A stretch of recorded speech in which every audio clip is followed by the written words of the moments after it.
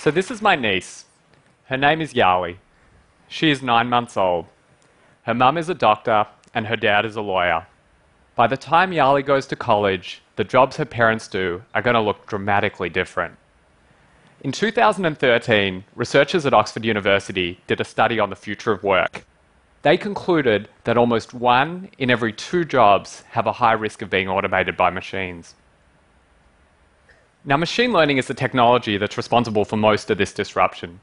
It's the most powerful branch of artificial intelligence. It allows machines to learn from data and mimic some of the things that humans can do. Now, my company, Kaggle, operates on the cutting edge of machine learning.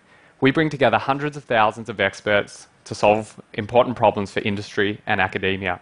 So this gives us a unique perspective on what machines can do, what they can't do, and what jobs they might automate or threaten.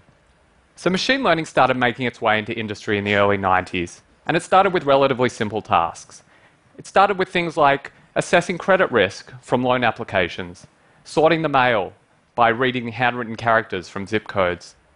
Over the past few years, we have made dramatic breakthroughs. Machine learning is now capable of far, far more complex tasks. In 2012, Kaggle challenged its community to build an algorithm that could grade high school essays. The winning algorithms were able to match the grades given by human teachers. Last year, we issued an even more difficult challenge. Can you take images of the eye and diagnose an eye disease called diabetic retinopathy? Again, the winning algorithms were able to match the diagnoses given by human ophthalmologists. Now, given the right data, machines are going to outperform humans at tasks like this. A teacher might read 10,000 essays over a 40-year career.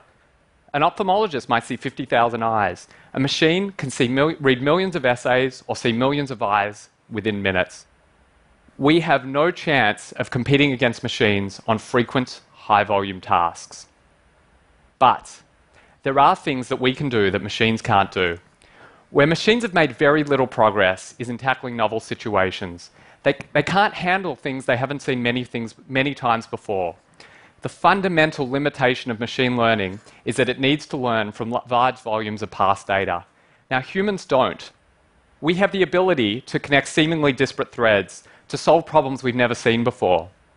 Percy Spencer was a physicist working on radar during World War II when he noticed that the magnetron was melting his chocolate bar. So he was able to connect his understanding of electromagnetic radiation with his knowledge of cooking in order to invent, any guesses? The microwave oven. Now, this is a particularly remarkable example of creativity, but this sort of cross-pollination happens for each of us in small ways, thousands of times per day. Machines cannot compete with us when it comes to tackling novel situations, and this puts a fundamental limit on the human tasks that machines will automate. So what does this mean for the future of work? The future state of any single job lies in the answer to a single question. To what extent is that job reducible to frequent, high-volume tasks, and to what extent does it involve tackling novel situations? On frequent, high-volume tasks, machines are getting smarter and smarter. Today they grade essays, they diagnose certain diseases. Over coming years, they're going to conduct our audits, and they're going to read boilerplate from legal contracts. Accountants and lawyers are still needed. They're going to be needed for complex tax structuring, for path-breaking litigation, but machines will shrink their ranks and make these jobs harder to come by. Now, as mentioned, machines are not making progress on novel situations. The copy behind a marketing campaign needs to grab consumers' attention. It has to stand out from the crowd. Business strategy means finding gaps in the market, things that nobody else is doing. It will be humans that are creating the copy behind our marketing campaigns, and it will be humans that are developing our business strategy. So Yali, whatever you decide to do, let every day bring you a new challenge. If it does, then you will stay ahead of the machines. Thank you.